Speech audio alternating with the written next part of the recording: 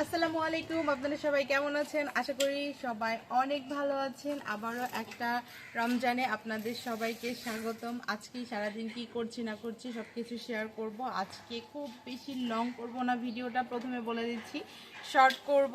তো আজকে ইফতারি কি করব, সারাদিনে কি করছি এগুলোই দেখাবো, এর বাইরে কিছুই নয়। আর আমার যে ছেলেকে নিয়ে আমি ছাদে এসেছি, আর ও তো সাইকেল চালানো নিয়ে একদমই পাগল হয়ে আছে, তো এটা আপনাদেরকে দেখাবো।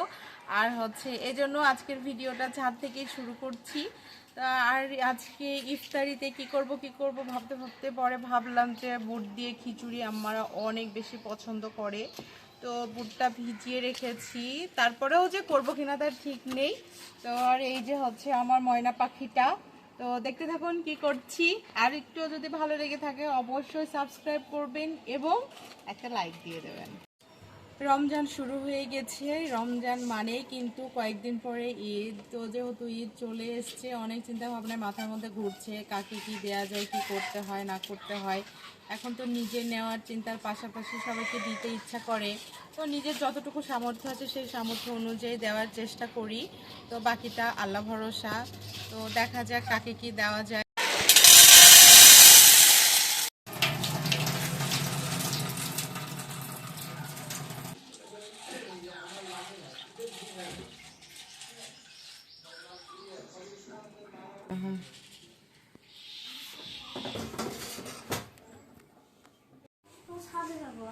পড়ার নাম শুনলে অ্যালার্জি নাকি? ছাদে বিকেলে, এখন আগে হোমওয়ার্ক গুলা করবা। হ্যাঁ, তারপরে তো তোমার হোমওয়ার্ক। ছাদে খেলতে যাওয়াতে খালি খেলতে যাওয়া। নাও তাড়াতাড়ি করে নাও, ওই নামটাটা আমাকে একবার শোনাবা, ঠিক আছে?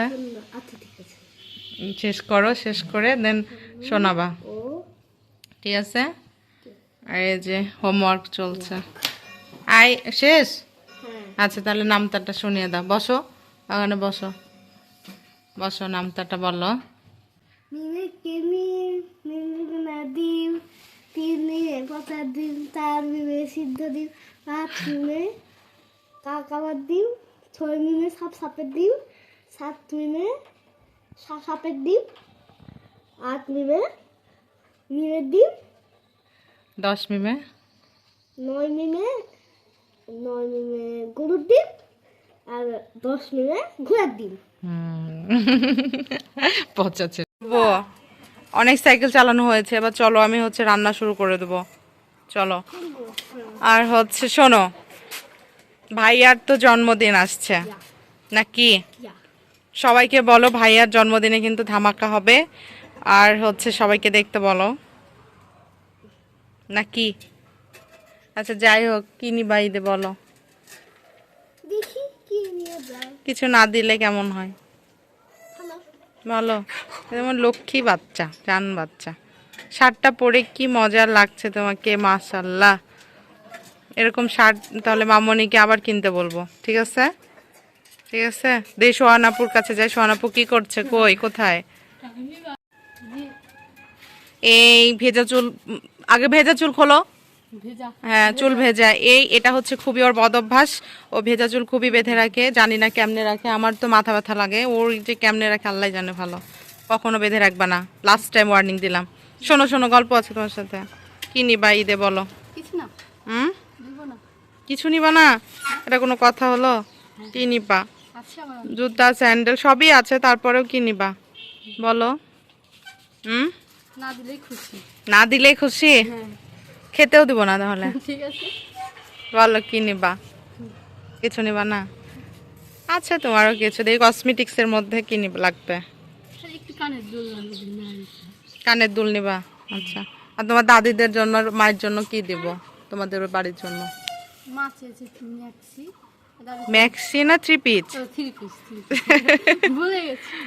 আর দাদিকে কি দেব? সুতি শাড়িগুলা না, গতবার বলছিল সুতি শাড়ির কথা। আচ্ছা, দেখা যাক, আল্লাহ ভরসা, আল্লাহ ভরসা। বাই।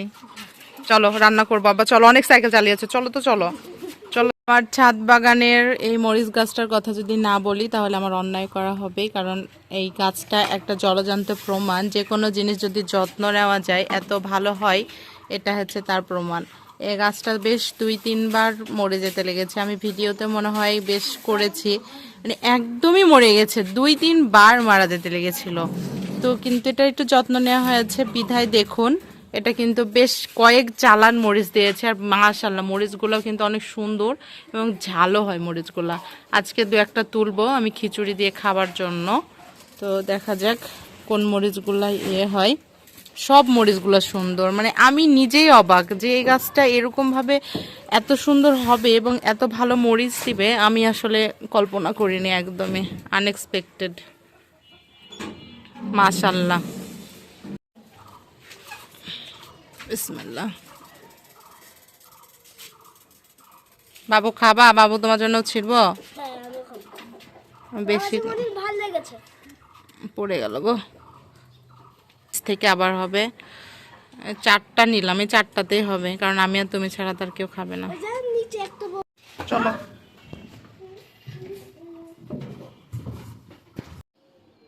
যেহেতু খিচুড়ি রান্না করব এই জন্য এখানে আমি কিছু ডিম ভেজে নেব, এই জন্য ডিমের প্রসেসিংটা করে নিচ্ছি।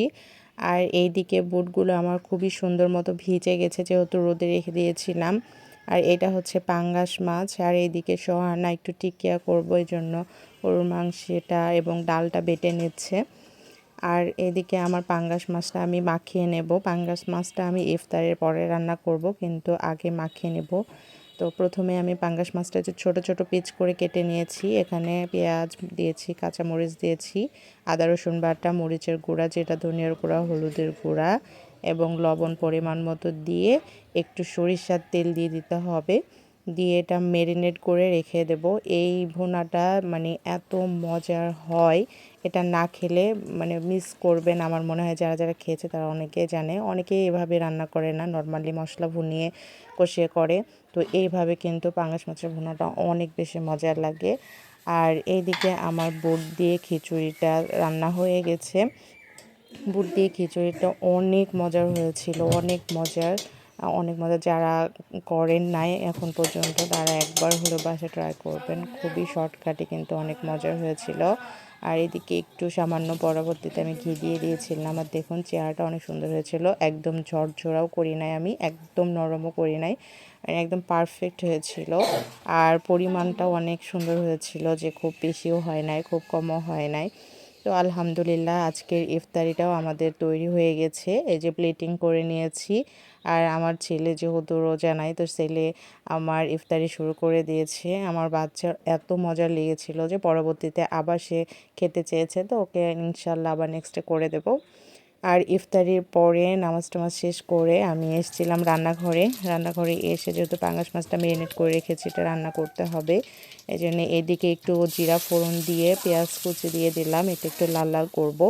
আর কিছুটা রুটি বানাবো, এই জন্য এদিকে আমি একটু ময়দা সেদ্ধর জন্য পানি দিয়ে দিয়েছি। আর এই ফাঁকে আমার পেঁয়াজটা সুন্দর মতো একটু লাল লাল হয়ে গেছে। পেঁয়াজটা লাল লাল হয়ে যাওয়ার পরে পাঙ্গাস মাছটা আমি ঢেলে দেব, দিয়ে একদমই লো হিট, মানে একদমই লো হিটে এটা রান্না করতে হবে।